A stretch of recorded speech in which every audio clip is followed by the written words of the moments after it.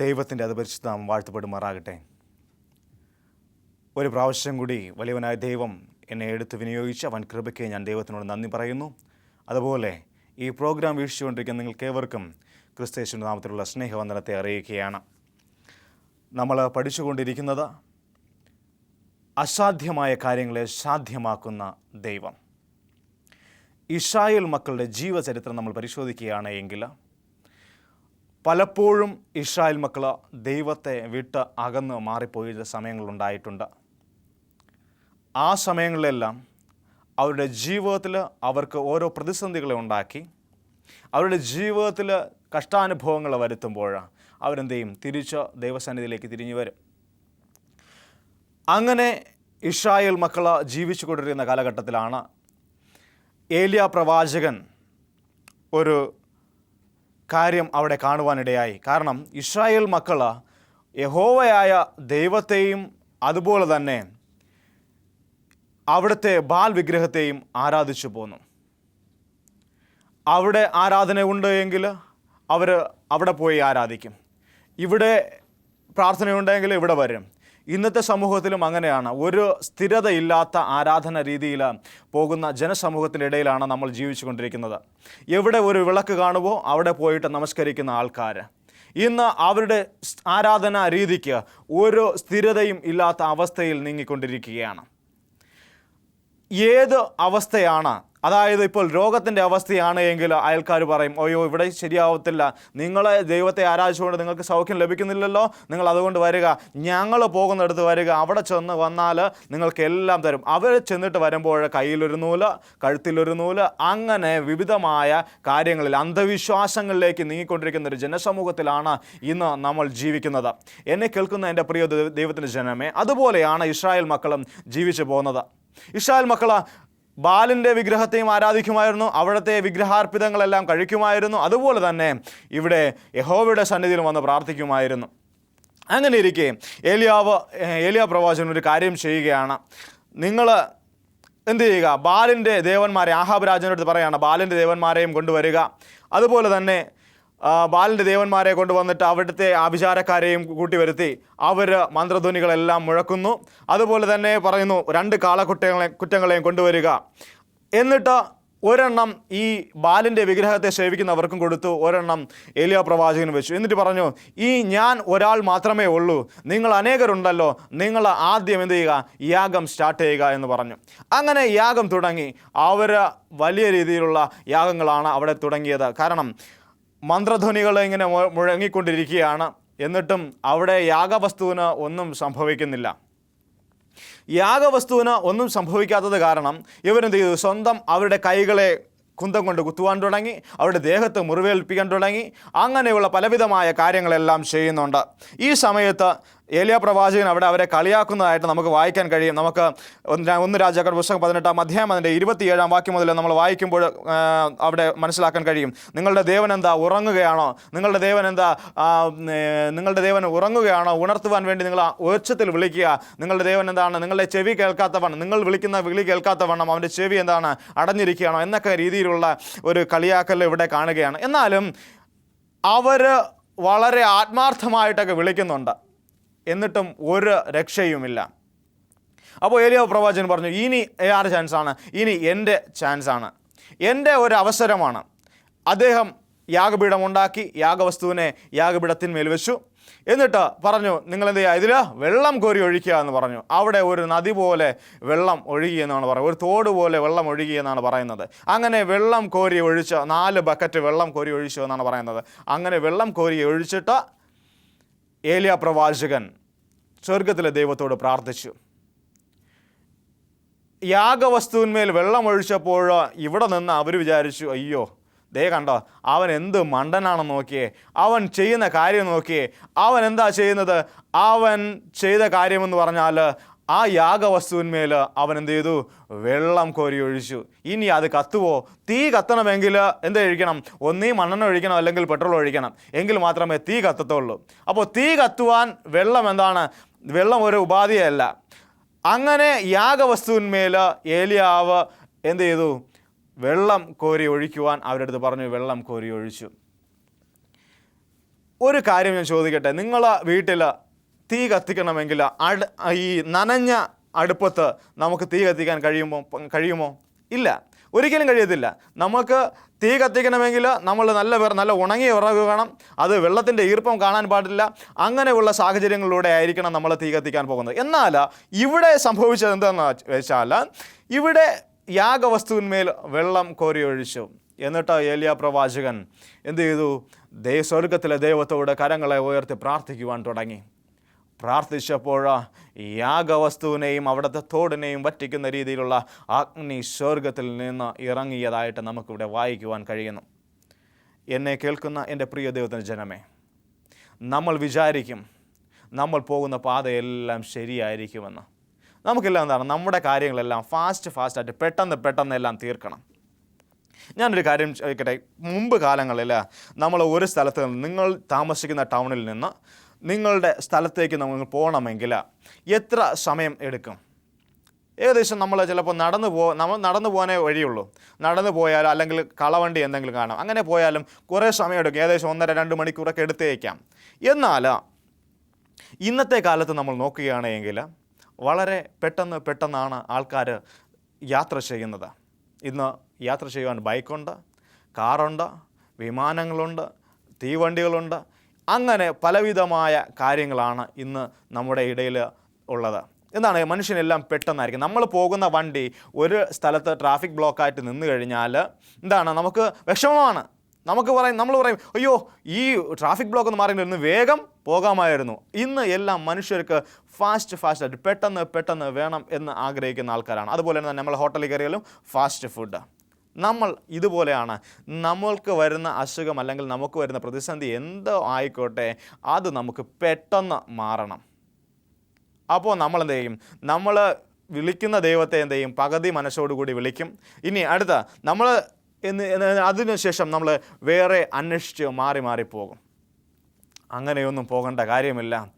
സ്വർഗത്തിലെ ദൈവം എന്ന് പറയുന്നത് നിങ്ങളുടെ ആവശ്യങ്ങളുടെ മേൽ കൂടെ ഇരുന്ന് നിങ്ങളെ വഴി നടത്തുന്ന ദൈവം. തീ അണയ്ക്കുവാൻ ഉപയോഗിക്കുന്ന വെള്ളത്തെ കത്തി അതിനെ വറ്റിപ്പിച്ച് അതിനെ ഇസ്രായേൽ മക്കൾക്ക് നല്ല ഒരു ഉദാഹരണം കാണിച്ചു കൊടുത്ത ദൈവം. ദൈവത്തിൻ്റെ ശക്തി എന്താണെന്ന് അവരെ അറിയിച്ചു കൊടുത്ത ദൈവം. അതുകൊണ്ട് നിങ്ങൾ വിളിക്കുന്ന ദൈവത്തിന് ശക്തി ഇല്ല എന്ന് നിങ്ങൾ വിചാരിക്കരുത്. നിങ്ങൾ വിളിക്കുന്ന ദൈവത്തിന് ശക്തി ഉണ്ട്. Hallelujah, hallelujah. ദൈവം നമ്മളെ ഓരോരുത്തരെയും വഴി നടത്തുന്നത് വളരെ വലിയ ഒരു വലിയ വഴിയിലൂടെയാണ് നമ്മൾ ദൈവം വഴി നടത്തുന്നത്. കാരണമെന്ന് പറഞ്ഞാൽ ദൈവത്തിൻ്റെ കരുതലും ദൈവത്തിൻ്റെ കൃപയും ഇല്ല എങ്കിൽ നമ്മൾ ആരും ഇന്നിങ്ങനെ ശേഷിച്ചിരിക്കത്തില്ല. ഇത് ഞാൻ പലപ്പോഴും പറഞ്ഞിട്ടുള്ളതാണ്, എങ്കിലും ഞാൻ പറയുന്നതാണ്. കാരണമെന്ന് വെച്ചാൽ നമ്മൾ ദൈവത്തിൻ്റെ കൃപ ഒന്നുകൊണ്ട് മാത്രമാണ് നമ്മൾ ജീവിച്ചിരിക്കുന്നത്. അത് വിശ്വസിക്കുന്നു എങ്കിൽ പൂർണ്ണമായിട്ടും അവനിൽ മാത്രം വിശ്വസിക്കുക. വേറെ എങ്ങും പോകരുത്. വേറെ ഒരു കാര്യത്തിൽ നിങ്ങൾ വിശ്വസിക്കരുത്. കർത്താവായ യേശുക്രിസ്തുവിൻ്റെ വചനത്തെയും അവൻ്റെ കൽപ്പനകളെയും അനുസരിച്ച് പ്രമാണിച്ച് നടക്കുകയാണ് എങ്കിൽ നിങ്ങളുടെ ജീവിതത്തിൽ അനുഗ്രഹമുണ്ടാകും, നിങ്ങളുടെ ജീവിതത്തിൽ നന്മയുണ്ടാകും. അങ്ങനെ നന്മ നീ ആഗ്രഹിക്കുന്നുണ്ട് എങ്കിൽ അസാധ്യങ്ങളെ സാധ്യമാക്കുന്ന ദൈവം, എൻ്റെ ദൈവത്താൽ സകലവും സാധ്യം, ആ ദൈവത്തെയാണ് നമ്മൾ ആരാധിക്കുന്നത്. അവിടെ തീ അണയ്ക്കുവാൻ ഉപയോഗിക്കുന്ന വെള്ളത്തെ എന്ത് ചെയ്തു? അവൻ വറ്റിച്ചു, അതിന്മേൽ തീ കത്തി. അവിടെ ദൈവത്തിൻ്റെ അത്ഭുതങ്ങളെ അവിടെ കാണുവാൻ നമുക്ക് ഇടയായി. ഇനി അടുത്ത് അതേപോലെ തന്നെ ഈ വെള്ളത്തെ, അതായത് വെള്ളം തീ അണയ്ക്കാൻ ഉപയോഗിക്കുന്ന, അതുപോലെ വെള്ളം എന്ന് പറഞ്ഞാൽ യാതൊരു വിധമായ രുചിയോ യാതൊരു വിധമായ ഗുണമോ ഒന്നുമില്ലാത്ത ഒരു വസ്തുവാണ് ഈ വെള്ളം എന്ന് പറഞ്ഞാൽ. എന്നാൽ ഈ വെള്ളത്തെ അതിമധുരമാക്കി മാറ്റിയ ഒരു സംഭവമുണ്ട്. കർത്താവായ യേശുക്രിസ്തു ഈ ഭൂമിയിൽ വന്ന് നമ്മുടെ പാപങ്ങളെല്ലാം ചുമക്കുവാൻ വന്നു, രോഗികളെ സൗഖ്യമാക്കുവാൻ വന്നു. അവൻ വന്നിട്ട് ആദ്യമായിട്ട് ചെയ്ത അത്ഭുതം എന്ന് പറഞ്ഞാൽ പച്ച വെള്ളത്തെ അവൻ എന്ത് ചെയ്തു? വീഞ്ഞാക്കി മാറ്റിയ ഒരു ചരിത്രം നമ്മൾ അവിടെ കാണുകയാണ് എങ്കിൽ, അവിടെ നോക്കുകയാണെങ്കിൽ നമ്മൾ യോഹന്നാൻ്റെ സുവിശേഷം 2-ാം അധ്യായം അതിൻ്റെ 1 മുതൽ താഴോട്ടുള്ള കാര്യങ്ങൾ നമ്മൾ വായിക്കുമ്പോൾ നമുക്ക് കാണാൻ കഴിയുന്നത്, 3-ാം നാൾ ഗലീലയിലെ കല്യാണത്തിലുണ്ടായിരുന്നു. യേശുവും അവൻ്റെ അമ്മയും അവിടെ ഉണ്ടായിരുന്നു. അപ്പോൾ യേശുവും അവൻ്റെ അമ്മയും അവിടെ വരണമെങ്കിൽ അവരെ ആ കല്യാണത്തിന് ഇരിക്കാം ക്ഷണിച്ചിട്ടുണ്ടാകാം. അതുകൊണ്ടായിരിക്കാം അവർ കല്യാണത്തിന് വന്നത്. ക്ഷണിക്കാത്ത കല്യാണത്തിന് നമ്മൾ ആരെങ്കിലും പോകുമോ? ഇല്ല, ഒരിക്കലും പോകത്തില്ല. അപ്പോൾ കർത്താവായ യേശു ക്രിസ്തുവിനെ കല്യാണത്തിന് ക്ഷണിച്ചിരുന്നു.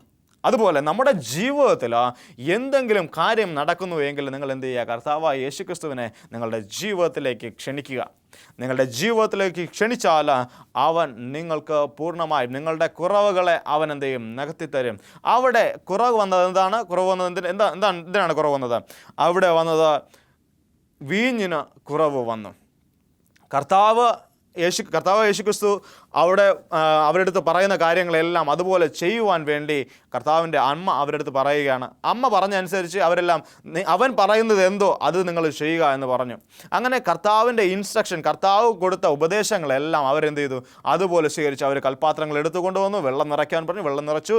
എന്നിട്ട് പറഞ്ഞു, നീ ഒന്നും പറഞ്ഞില്ല, നിങ്ങൾ അതിനെ കോരി വിളമ്പാനാണ് പറഞ്ഞത്. അങ്ങനെ അവർ കോരി വിളമ്പുവാൻ ആരംഭിച്ചു. സെർവ് ചെയ്ത സമയത്ത് ഇത് രുചിച്ച് എല്ലാവരും പറഞ്ഞു, മുമ്പ് കൊടുത്തതിനേക്കാളും അതിമധുരമായ വീഞ്ഞാണ് എന്ന് പറയുന്ന അവസ്ഥ. പച്ചവെള്ളത്തെ വീഞ്ഞാക്കി മാറ്റിയ ദൈവം, പച്ചവെള്ളത്തെ തീ കൊണ്ട് ഇറക്കി അതിനെ വറ്റിച്ച ദൈവം ഇന്ന് ശക്തനാണ് നിങ്ങളുടെ സകല പ്രശ്നങ്ങൾക്കും പരിഹാരം തരുവാൻ. അങ്ങനെ നിങ്ങൾ വിശ്വസിക്കുന്നുണ്ട് എങ്കിൽ കർത്താവായ ദൈവത്തെ പൂർണ്ണ ഹൃദയത്തോടും പൂർണ്ണ മനസ്സോടും പൂർണ്ണ ആത്മാവോടും പൂർണ്ണ ശക്തിയോടും കൂടെ നിങ്ങൾ ഇന്ന് ദൈവത്തെ അറിയുകയാണ് എങ്കിൽ ദൈവം നിങ്ങളുടെ പ്രശ്നങ്ങൾക്ക് പൂർണ്ണമായും പരിഹാരം തരുമെന്നുള്ള കാര്യത്തിൽ യാതൊരു സംശയവുമില്ല. നമ്മളെല്ലാം എന്താണ്? ഇന്ന് ഇൻസ്റ്റൻറ്റ് ലോകത്തിൽ നമ്മളെല്ലാം ഇന്ന് വളരെ പെട്ടെന്ന് കിട്ടുന്ന ഒരു ലോകത്ത് നമ്മൾ ജീവിച്ചു കൊണ്ടിരിക്കുന്നതാണ്. എന്നാൽ ഈ ലോക സുഖങ്ങളിൽ നിങ്ങൾ ജീവിക്കുമ്പോൾ നിങ്ങൾ ഒരു കാര്യം ഓർക്കുക, സ്വർഗത്തിലെ ദൈവം എന്ന് പറയുന്നത് നിങ്ങളുടെ എല്ലാ കാര്യങ്ങൾക്കും അവൻ്റെ കയ്യിലൊരു പദ്ധതിയുണ്ട്. അതനുസരിച്ച് അവൻ നിങ്ങളെ വഴി നടത്തും. അതുകൊണ്ട് നമ്മളെ തന്നിരിക്കുന്ന ഉത്തരവാദിത്വം പറഞ്ഞാൽ നമ്മൾ അവനിൽ എന്ത് ചെയ്യുക? വിശ്വസിക്കുക. നമ്മളുടെ സകല രോഗങ്ങൾക്കും സകല പ്രശ്നങ്ങൾക്കും ദൈവം പരിഹാരം തരുമെന്ന കാര്യത്തിൽ യാതൊരു സംശയമില്ല. ഒരു കഥ ഞാനിങ്ങനെ പറയാൻ ആഗ്രഹിക്കുന്നു. എപ്പോഴും നമ്മൾ ഈ ലോകത്തിലെ ചിന്തകളിൽ നമ്മൾ മുഴുകിയിരിക്കുന്ന ആൾക്കാരാണ്. നമ്മൾ ഒരു കുരങ്ങനെ ഒരു ദിവസം ഒരു വലിയൊരു കൂട്ടിനകത്ത് ഒരു തേങ്ങയും വെച്ചതിന് ശേഷം ഒരു കുരങ്ങനെ പിടിക്കാൻ വേണ്ടി അവിടെ എന്ത് ചെയ്തു? അവർ ഒരു വനത്തിൽ കൊണ്ടുവച്ചു. അപ്പോൾ ഈ കുരങ്ങൻ കൈയിട്ട് ഈ തേങ്ങയിലാണ് പിടിച്ചിട്ട് അവൻ എന്ത് ചെയ്തു? ഇതിനെ എടുക്കാൻ നോക്കി. അത് വിട്ടിട്ട് അവന് വേണമെങ്കിൽ രക്ഷപ്പെടാം. അവനെന്താ? ഈ തേങ്ങ എടുക്കണം. പക്ഷേ ഈ കൂട്ടിനകത്തൂടെ തേങ്ങ വരത്തില്ല. അങ്ങനെ ഈ പിടിയും വലിയും നടന്നുകൊണ്ടിരിക്കുന്ന സമയത്ത് ശത്രുക്കൾ വന്ന് എന്ത് ചെയ്യും? അവനെ, അതായത് ഈ വേട്ടക്കാർ വന്ന് ഈ കുരങ്ങനെയും പിടിച്ചുകൊണ്ട് പോകും. പലപ്പോഴും നമ്മളങ്ങനെയാണ്. നമ്മുടെ കൈ എന്താണ്? നമ്മൾ ഈ ലോക സുഖങ്ങളിലേക്ക് ഇട്ടിരിക്കുകയാണ്. നമ്മൾ ഇത് വിട്ട് വരാൻ നമുക്കൊരു ബുദ്ധിമുട്ടുണ്ട്, ഒരു പ്രയാസമുണ്ട്. എന്നാൽ സ്വർഗത്തിലെ ദൈവം പറയും, ഇതെല്ലാം നീ ഉപേക്ഷിക്കുക. നീ ഉപേക്ഷിച്ച് വന്നാൽ നീ ശത്രുവിൻ്റെ കയ്യിൽ അകപ്പെടത്തില്ല. നിന്നെ ഞാൻ എന്ത് ചെയ്യും? എൻ്റെ കാവൽ ദൂതന്മാരാൽ നിന്നെ ഞാൻ കാവൽ ചെയ്യുമെന്ന് പറഞ്ഞ ദൈവം. അതുകൊണ്ട് എന്നെ കേൾക്കുന്ന ദൈവത്തിൻ്റെ ജനമേ, ഒരു കാര്യം മനസ്സിലാക്കുക, ശത്രുവിൻ്റെ കയ്യിൽ അകപ്പെടുവാൻ അനേകം വിദ്യകൾ അവൻ്റെ കയ്യിലുണ്ട്. അതിലൊന്നും പെടാതെ നമ്മൾ എന്ത് ചെയ്യുക? നമ്മളായ കർത്താവ് യേശുക്രിസ്തുവിനെ പൂർണ്ണ ഹൃദയത്തോടും പൂർണ്ണ ആത്മാവോടും നമ്മൾ എന്ത് ചെയ്യുക? സ്നേഹിക്കുക, അവൻ്റെ സന്നിധിയിൽ ചെല്ലുക. അവനെ വിശ്വസിച്ചു കൊണ്ടിരിക്കുന്ന ഒരു മനുഷ്യനും ഒരു നാളും ഒരു കുറവും സംഭവിക്കുന്നത്. നിൻ്റെ കയ്പുള്ള ജീവിതത്തെ അവനെന്ത് ചെയ്യും? മധുരമാക്കി മാറ്റും. നിനക്ക് എന്ത് സംഭവിച്ചാലും ശരി, നീ നനഞ്ഞിരിക്കുന്നതാണ്, നിനക്ക് ഒന്നും ചെയ്യാൻ കഴിയത്തില്ല, നിനക്ക് എന്ത് പറഞ്ഞാലും നീ ഒരു തണുത്ത അവസ്ഥയാണ്. അങ്ങനെയുള്ള നിന്നെ ചുറുചുറുക്കുള്ള ഒരു മനുഷ്യനാക്കി മാറ്റുവാൻ എൻ്റെ ദൈവത്തിന് കഴിയും. അങ്ങനെയുള്ളൊരു വ്യക്തി നിങ്ങളാണ് എങ്കിൽ എന്നെ കേൾക്കുന്ന ദൈവത്തിൻ്റെ ജനമേ, ഒരു കാര്യം മനസ്സിലാക്കുക, ദൈവം നിങ്ങളെ പൂർണ്ണമായിട്ടും അനുഗ്രഹിക്കുമെന്നുള്ള കാര്യത്തിൽ യാതൊരു സംശയമില്ല. ജീവിത സാഹചര്യങ്ങളായിരിക്കും ചിലപ്പോൾ ഒരുപക്ഷെ നമ്മളെ പാപങ്ങൾ ചെയ്യുവാൻ പ്രേരിപ്പിക്കുന്നത്. ജീവിത സാഹചര്യങ്ങളിലൂടെ പലപ്പോഴും നമ്മൾ എന്ത് ചെയ്യും? തെറ്റായ രീതിയിൽ പോകും. എന്നാൽ തെറ്റിൽ നിന്ന് നിങ്ങളെ വിളിച്ച് വേർതിരിക്കുന്ന ഒരു ദൈവം.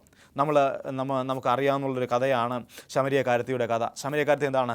അവൾ തെറ്റിൽ നിന്ന് തെറ്റിലേക്ക് പോയിക്കൊണ്ടിരുന്നു. കർത്താവ് യേശുക്രിസ്തു അവളെ കണ്ടപ്പോൾ അവളുടെ ആദ്യം പറഞ്ഞ കാര്യമാണ്, നീ പോയി നിൻ്റെ എന്ത് ചെയ്യുക? ഭർത്താവിനെ വിളിച്ചുകൊണ്ട് വരിക.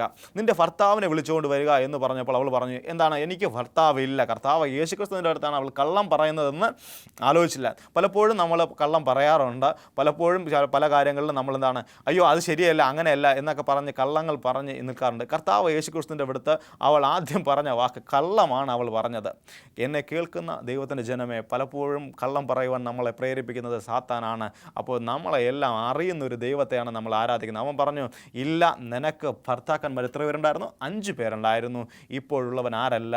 നിൻ്റെ ഭർത്താവ് അല്ല എന്ന് പറയുന്നൊരു സാഹചര്യം. എന്ന് പറയുന്ന സാഹചര്യത്തിൽ അപ്പോൾ അവൾ പറഞ്ഞു, അയ്യോ കർത്താവ് ശരിയാണ്, ഇപ്പോഴുള്ളവൻ എൻ്റെ ഭർത്താവില്ല. അവളെ കൺഫസ് ചെയ്യുകയാണ്. അവളുടെ പാപങ്ങളെ ഏറ്റു പറയുകയാണ് കർത്താവിൻ്റെ മുൻപിൽ. നിങ്ങളുടെ പാപങ്ങളെ ഇന്ന് നിങ്ങൾ ഏറ്റുപറയുകയാണെങ്കിൽ അവൻ പൂർണ്ണമായിട്ടും നിങ്ങളുടെ പാപങ്ങളെ ക്ഷമിക്കുമെന്ന കാര്യത്തിൽ യാതൊരു സംശയമില്ല.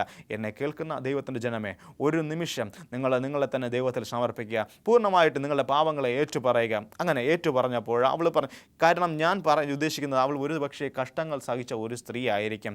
5 പ്രാവശ്യം അവൾ കല്യാണം കഴിച്ചിരിക്കാം. അവൾ 5 പ്രാവശ്യം കല്യാണം കഴിച്ചു. അവൾ 6ാമത് ഇപ്പോൾ അവൾ എന്ത് ചെയ്യാണ്? തെറ്റ് ചെയ്യുവാൻ തീരുമാനിച്ചിരിക്കുകയാണ്. വിവാഹബന്ധത്തിലൂടെയാണ് ഒരു ഭാര്യയും ഭർത്താവും എന്ന് പറയുന്നത്. ശമര്യക്കാരത്തെ സ്ത്രീയുടെ കർത്താവ് യേശുക്രിസ്തു നിനക്ക് 5 ഭർത്താക്കന്മാരുണ്ടായിരുന്നു, എന്നാൽ ഇപ്പോഴുള്ളവൻ ആരല്ല? നിൻ്റെ ഭർത്താവ് അല്ല എന്ന് പറയുന്ന അവസ്ഥ. തെറ്റിൽ നിന്ന് നിന്നെ വിളിച്ച് വേർതിരിക്കുന്ന ദൈവം. നീ തെറ്റ് ചെയ്യാൻ പോകുമ്പോൾ നിന്നെ കൈപിടിച്ച് നിന്നെ മാറ്റി നിർത്തുന്ന ദൈവം. പലപ്പോഴും നമ്മൾ തെറ്റിൽ നിന്ന് പോകുമ്പോൾ നമ്മുടെ മനസ്സ് പറയും, അയ്യോ അത് ചെയ്യരുത്, അത് ചെയ്യാൻ പാടില്ല എന്ന്. എന്നാലും നമ്മൾക്ക് എന്ത് ചെയ്യും? നമുക്ക് ഈ ലോക സുഖങ്ങളിൽ ജീവിക്കണമെങ്കിൽ ആ തെറ്റ് ചെയ്തേ പറ്റത്തുള്ളൂ എന്നുള്ള രീതിയിൽ നിങ്ങൾ എന്ത് ചെയ്യും? തെറ്റിലേക്ക് വഴുതി വീഴും. എന്നെ കേൾക്കുന്ന പ്രിയ ദൈവത്തിൻ്റെ ജനമേ, അങ്ങനെ എന്തെങ്കിലും സാഹചര്യത്തിൽ നിങ്ങളുടെ ജീവിതത്തെ നീ തെറ്റിലേക്ക് നയിച്ചിട്ടുണ്ട് എങ്കിൽ ഇന്ന് നിൻ്റെ ദൈവത്തിൻ്റെ സന്നിധിയിൽ ഏറ്റുപറയുക. ദൈവം നിന്നെ പൂർണ്ണമായിട്ടും അനുഗ്രഹിക്കും. കയ്പുള്ള നിൻ്റെ ജീവിതത്തെ, രുചിയും മണവും ഗുണവുമില്ലാത്ത നിൻ്റെ ജീവിതത്തെ എന്താണ്? ദൈവം രുചിയും മണവും ഗുണവുമുള്ള ഒരു പൈതലാക്കി നിന്നെ മാറ്റിയെടുക്കും.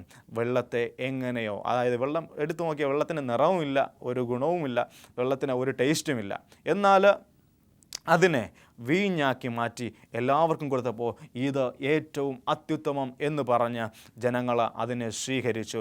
എന്നെ കേൾക്കുന്ന ദൈവത്തിൻ്റെ ജനമേ, നീ ഇന്ന് എങ്ങനത്തെ അവസ്ഥയിലാണ് എന്ന് എനിക്കറിയത്തില്ല, എന്നാൽ എൻ്റെ സ്വർഗത്തിലെ ദൈവത്തിനറിയാം. നീ വിളിച്ചപേക്ഷിച്ചാൽ മാത്രമേ നിനക്ക് ഉത്തരം ലഭിക്കത്തുള്ളൂ.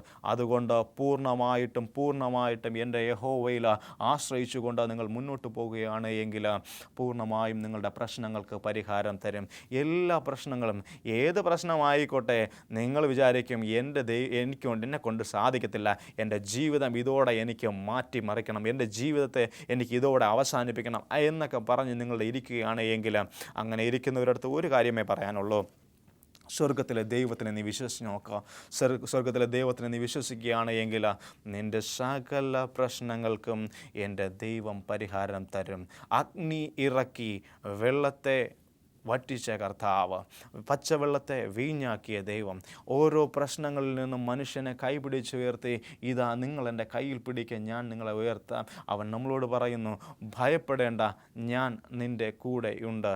യെശയ്യാപ്രവചനം 41-ാം അധ്യായവും 43-ാം അധ്യായവും വായിക്കുമ്പോൾ നമുക്ക് കാണാൻ കഴിയുന്നു, ഭയപ്പെടേണ്ട, ഞാൻ നിന്നോട് കൂടെയുണ്ട്, ഞാൻ നിന്നെ എന്ത് ചെയ്യിക്കും? പേര് ചൊല്ലി വിളിച്ചിരിക്കുന്നു. ഇന്ന് നീ എനിക്കുള്ളവൻ. നമ്മളെല്ലാവരും ദൈവം പേര് ചൊല്ലിയാണ് വിളിച്ചിരിക്കുന്നത്. നിങ്ങൾ വിചാരിക്കും, അയ്യോ എൻ്റെ പേര് കൊള്ളത്തില്ല, എൻ്റെ പേര്, പക്ഷേ എന്നാൽ സ്വർഗത്തിലെ ദൈവമാണ് നിങ്ങൾക്ക് ആ പേര് തന്നിരിക്കുന്നത്. അതുകൊണ്ട് നിന്നെ പേര് ചൊല്ലിയാണ് ദൈവം വിളിച്ചിരിക്കുന്നത്. അങ്ങനെ വിളിച്ചിരിക്കുന്ന നീ ദൈവത്തിൻ്റെ സന്നിധിയിൽ വിട്ട് അകന്നു പോവുകയാണ് എങ്കിൽ അത് ദൈവത്തോട് കാണിക്കുന്ന ഏറ്റവും വലിയ അപരാധമായി മാറും. ഇന്ന് ദൈവത്തെ അറിഞ്ഞുകൊണ്ട്, ദൈവത്തിൻ്റെ വചനത്തെ അറിഞ്ഞുകൊണ്ട് പൂർണ്ണമായും ദൈവസന്നിധിയിൽ വരുന്ന എൻ്റെ പ്രിയ ദൈവത്തിൻ്റെ ജനമേ, ഒരു കാര്യം മനസ്സിലാക്കുക, ദൈവം നിങ്ങളെ ഓരോരുത്തരെയും അനുഗ്രഹിക്കുമെന്നുള്ള കാര്യത്തിൽ യാതൊരു സംശയവുമില്ല. കാനാവിലെ കല്യാണത്തിന് കുറവ് വന്ന സമയത്ത് അവൻ എന്ത് ചെയ്തു? അവൻ സകലത്തെയും അവിടെ കൊടുത്തതായി നമ്മൾ കാണുന്നു. നിങ്ങളുടെ ജീവിതത്തിലെ കുറവുകളെ നികത്തുവാൻ എൻ്റെ ദൈവത്തിന് കഴിവുണ്ട്. നിൻ്റെ ജീവിതത്തിലെ കുറവുകളെ മാറ്റുവാൻ എൻ്റെ ദൈവത്തിന് കഴിവുണ്ട്. നിൻ്റെ രോഗങ്ങളെ മാറ്റുവാൻ എൻ്റെ ദൈവത്തിന് കഴിവുണ്ട്. ഏത് സാഹചര്യത്തിലും നിങ്ങൾ അകന്ന് മാറിപ്പോയിരുന്നാലും അവിടെയെല്ലാം ദൈവത്തിൻ്റെ അദൃശ്യമായ കരം കൊണ്ട് മകനെ മകളെ എന്ന് വിളിച്ചുകൊണ്ട് നമ്മളെ താങ്ങുന്നൊരു ദൈവം. യെശയ്യാപ്രവചനത്തിൽ പറയുന്നു, നിൻ്റെ നീതിയുള്ള വലം കൈ കൊണ്ട് ഞാൻ നിന്നെ താങ്ങും, എൻ്റെ നീതിയുള്ള വലം കൈ കൊണ്ട് ഞാൻ നിന്നെ താങ്ങും എന്ന് പറയുന്ന ദൈവം. നീ വെള്ളത്തിൽ കൂടി കിടക്കുമ്പോൾ അത് നിന്നെ എന്ത് ചെയ്യുക? കവിഞ്ഞൊഴുകത്തില്ല. നീ തീയിൽ കൂടി നടന്നാൽ നിന്നെ അത് ദഹിപ്പിക്കത്തില്ല. അങ്ങനെ പറഞ്ഞ ദൈവം ഏത് പ്രതിസന്ധിയിലും ആയിരുന്നാലും ശരി തന്നെ നമ്മളെ വഴി നടത്തി നമ്മളെ കരുതുന്ന ദൈവം, ആ ദൈവത്തെയാണ് ഞാനും നിങ്ങളും ആരാധിക്കുന്നത്. അപ്പോൾ ഇന്ന് നമ്മൾ കേട്ട വചനമെന്ന് പറഞ്ഞാൽ കർത്താവായ യേശുക്രിസ്തു ഈ ഭൂമിയിലുണ്ടായ സമയത്ത് കർത്താവ് യേശുക്രിസ്തു ചെയ്ത കാര്യം എന്താണ്? അവൻ ആദ്യമായി ചെയ്ത അത്ഭുതമെന്ന് പറഞ്ഞാൽ പച്ചവെള്ളത്തെ എന്താക്കി? വീഞ്ഞാക്കി മാറ്റി. അതിനുശേഷം കർത്താവ് യേശുക്രിസ്തു ചെയ്ത കാര്യമെന്ന് പറഞ്ഞാൽ ബാക്കി രോഗികളെ സൗഖ്യമാക്കി, അങ്ങനെയുള്ള കാര്യങ്ങളൊക്കെ ചെയ്തു. എന്നാൽ നമ്മൾ പഴയ നിയമത്തിൽ വരുമ്പോൾ അവിടെ എലീശ എന്ത് ചെയ്തു? തീ കത്തിക്കാൻ വേണ്ടി വെള്ളമൊഴിച്ചു തീ കത്തിച്ചതായി കാണുന്നു. എല്ലാത്തെയും സാധ്യമാക്കുന്ന ഒരു ദൈവം. ഈ പച്ചവെള്ളത്തിൻ്റെ 2 ഗുണങ്ങളാണ് നമ്മൾ കണ്ടത്. ഒന്ന് തീ കത്തിക്കാൻ ഉപയോഗിച്ച്, ഒന്ന് രുചിയും ഗുണവുമുള്ള ഒരു വസ്തുവാക്കി മാറ്റിയെടുത്തു. അപ്പോൾ ദൈവത്തിന് അസാധ്യമായിട്ട് ഒന്നും ഇല്ല എന്ന് നമുക്കിവിടെ മനസ്സിലാകുകയാണ്. ഒന്നുമില്ല, ദൈവത്തിന് അസാധ്യമായിട്ട് ഒന്നുമില്ല, എല്ലാം ദൈവത്താൽ സാധ്യം. ഏത് സാഹചര്യത്തിൽ ഇരിക്കുന്ന ഒരു വ്യക്തിയെയും കൈപിടിച്ച് ഉയർത്തുവാൻ എൻ്റെ ദൈവത്തിന് കഴിവുണ്ട്. വിശ്വസിക്കുന്നുണ്ടോ? എങ്കിലൊരു ഹല്ലേലൂയ പറഞ്ഞാട്ടെ. Hallelujah, hallelujah. ദൈവം നമ്മളെ അനുഗ്രഹിക്കുന്ന വഴികൾ ഏറ്റവും വലുതാണ്. അത് രോഗികളായിരിക്കുന്ന അവസ്ഥയിലായിരുന്നാലും ശരി തന്നെ. കഷ്ടപ്പാട്, പ്രയാസം, ഇന്നത്തെ ലോകത്ത് ഏറ്റവും കൂടുതൽ അഭിമുഖീകരിക്കുന്ന പ്രശ്നങ്ങളാണ് ഞാൻ ഈ പറയുന്നത്. ഇന്ന് ലോകത്ത് ഏറ്റവും കൂടുതൽ അഭിമുഖീകരിക്കുന്ന പ്രശ്നമാണ് എൻ്റെ രോഗസൗഖ്യം. എനിക്ക് രോഗം വന്നാൽ എനിക്ക് സൗഖ്യം എവിടെ നിന്ന് വരും എന്ന് പറഞ്ഞുകൊണ്ട് പോകുന്ന അവസ്ഥ. ഇസ്രായേൽ മക്കൾ ബാൽ വിഗ്രഹത്തെയും അതുപോലെ തന്നെ യഹോവയെയും ഒരേപോലെ, പള്ളിയിൽ ഞാൻ പോകുന്നുണ്ട്, കുഴപ്പമൊന്നുമില്ല, എന്നാലും ഞാൻ ബുധനാഴ്ചകളിൽ അവിടെ പോകും, അല്ലെങ്കിൽ വ്യാഴാഴ്ചകളിൽ അവിടെ പോകും. ഞാനും എൻ്റെ ദൈവവുമായിട്ടുള്ള ബന്ധമാണ്. ഇതൊക്കെ നമുക്ക് മറ്റുള്ളവരടുത്ത് പറയുവാനുള്ളൊരു എക്സ്ക്യൂസ് മാത്രമാണ്. നമുക്ക് ആ ഒരു കാര്യം മാത്രമേ നമുക്ക് ചെയ്യാൻ പറ്റത്തുള്ളൂ. പിന്നെ ഈ സമയങ്ങളിൽ ദൈവത്തെ അറിഞ്ഞിരിക്കുന്ന ജനം, ദൈവത്തെ അറിയുന്ന മക്കൾ അനുഗ്രഹം പ്രാപിച്ച് അവർക്ക് നിത്യമായിട്ടുള്ള ഒരു അനുഗ്രഹം എന്ത് ചെയ്യുന്നു? ലഭിക്കുന്നു. അല്ലാതെ മാറിപ്പോകുന്ന ഈ അവിടെ ഇവിടെ നിൽക്കുന്നവർക്കൊക്കെ ചിലപ്പോൾ ഒരു ആശ്വാസത്തിന് ഒരു സൗഖ്യം ലഭിച്ചു എന്ന് വരാം. ആശ്വാസം, പക്ഷേ അത് അധിക കാലം എന്ത് ചെയ്യത്തില്ല? നിൽക്കത്തില്ല. എന്നാൽ നിത്യമായ അനുഗ്രഹം നിനക്ക് വേണമെങ്കിൽ, നിത്യമായ സൗഖ്യം നിനക്ക് വേണമെങ്കിൽ എൻ്റെ സ്വർഗത്തിലെ ദൈവത്തിൻ്റെ അടുത്ത് വരണം. നിനക്ക് എൻ്റെ ദൈവത്താൽ അസാധ്യമായ കാര്യം ഒന്നുമില്ല. എൻ്റെ ദൈവത്താൽ സകലവും സാധ്യം. ഇന്ന് ആദ്യമായിട്ടാണ് നിങ്ങൾ ഈ പ്രോഗ്രാം കേൾക്കുന്നതെങ്കിൽ എന്നെ കേൾക്കുന്ന ദൈവത്തിൻ്റെ ജനമേ, തുടർന്നും ഞങ്ങളുടെ പരിപാടികൾ നിങ്ങൾ കേൾക്കുക. കേട്ട നിങ്ങൾ ദൈവത്തോട് അടുത്ത് വരിക. ഓരോ സമയവും ഞങ്ങൾ ഇങ്ങനെയുള്ള പ്രോഗ്രാമുകൾ നിങ്ങൾക്ക് വേണ്ടി ഒരുക്കുന്നത് നിങ്ങളെല്ലാവരും ദൈവത്തെ അറിയുവാൻ വേണ്ടിയും ദൈവത്തെ അറിഞ്ഞ് ജീവിക്കാൻ വേണ്ടിയുമാണ്. ഇത് നിങ്ങൾ കേട്ട് അനുസരിക്കുക. ഇസ്രായേൽ മക്കളെ പോലെ ആകരുത്. ഇസ്രായേൽ മക്കൾ എന്താണ്? അവിടെ ഇപ്പോൾ ഞാൻ 1 രാജാക്കന്മാരിൽ പറഞ്ഞ അവരുടെ അവസ്ഥ എന്ന് പറഞ്ഞാൽ അവിടെയും പോകും ഇവിടെയും പോകും, എല്ലായിടത്തും പോയി നമസ്കരിച്ചിട്ട് വന്നിട്ട് എനിക്കൊന്നും സംഭവിച്ചില്ലല്ലോ, എനിക്കൊന്നും ഒരു തൃപ്തി, ഒരു സമാധാനവും ഇല്ലല്ലോ എന്ന് പറഞ്ഞുകൊണ്ടിരിക്കുന്ന ജനസമൂഹത്തെ നോക്കിക്കൊണ്ട് ഇന്ന് ഞാൻ നിങ്ങളോട് പറയുകയാണ്, എന്നെ കേൾക്കുന്ന ദൈവത്തിൻ്റെ ജനമേ, ദൈവസന്നിധിയിൽ പൂർണ്ണമായിട്ടും വരിക. ദൈവസന്നിധിയിൽ പൂർണ്ണമായിട്ടും വരിക. അങ്ങനെ ആയിരുന്നാൽ ദൈവം നിങ്ങളെ പൂർണ്ണമായും അനുഗ്രഹിക്കും. ഇനി വേറൊരു കാര്യം പറയാനുള്ളതെന്ന് പറഞ്ഞാൽ, നമ്മൾ ദൈവത്തോട് ചേർന്നിരുന്നാൽ ദൈവം നമ്മളെ അനുഗ്രഹിക്കും. ഇനി ഓരോ നിമിഷവും നമ്മൾ പ്രാർത്ഥനയോടുകൂടി ദൈവസന്നിധിയിൽ ചെല്ലുക. പ്രാർത്ഥനയോടുകൂടി നമ്മൾ ചെല്ലുന്ന സമയങ്ങളിൽ ദൈവം നമ്മളെ പൂർണ്ണമായി അനുഗ്രഹിക്കും. നമുക്കെല്ലാവർക്കും കണ്ണുകൾ അടയ്ക്കാം. നമ്മളെ കണ്ണുകളെ അടച്ച് നമ്മളെ പ്രശ്നങ്ങളെ മുന്നിൽ കണ്ടുകൊണ്ട് ദൈവത്തെ നോക്കിക്കൊണ്ട് നമുക്ക് പ്രാർത്ഥിക്കാം. സ്വർഗത്തിലെ ദൈവമേ, അനുഗ്രഹീത പിതാവേ, ദൈവമേ, അങ്ങാൽ അസാധ്യമായ കാര്യങ്ങളൊന്നുമില്ല, എൻ്റെ ദൈവത്താൽ സകലവും സാധ്യമെന്ന് നിങ്ങൾ അറിയുന്നു. ദൈവമേ, ഈ പ്രോഗ്രാം വീക്ഷിച്ചുകൊണ്ടിരിക്കുന്ന എൻ്റെ മക്കളെ ഓരോരുത്തരെയും അങ്ങ് അനുഗ്രഹിക്കുമാറാകണമേ എന്ന് പ്രാർത്ഥിക്കുന്നു. അവരുടെ ജീവിതത്തിൽ അങ്ങും ഇങ്ങും പോകാതെ അങ്ങയെ നോക്കി മാത്രം ജീവിക്കാൻ സഹായിക്കുമാറാകണമേ. രോഗങ്ങളിൽ നിന്നും അവരുടെ സകല പ്രശ്നങ്ങളിൽ നിന്നും വിടുതൽ കൊടുക്കുമാറാകണമേ എന്ന് പ്രാർത്ഥിക്കുന്നു. സകലവും നന്മയ്ക്കായി വരണം. അടിയൻ ചോദിച്ച ചുരുക്കമുള്ള അധികമായി നന്മകളെ കൊണ്ട് നടക്കണം. സകലതും വലിയ യേശു ക്രിസ്തുവിൻ്റെ നാമത്തിൽ ചോദിക്കുന്ന കൃപ തോന്നി പ്രാർത്ഥന കേൾക്കുന്ന അടിയൻ്റെ പരമപിതാവേ, ആമേൻ.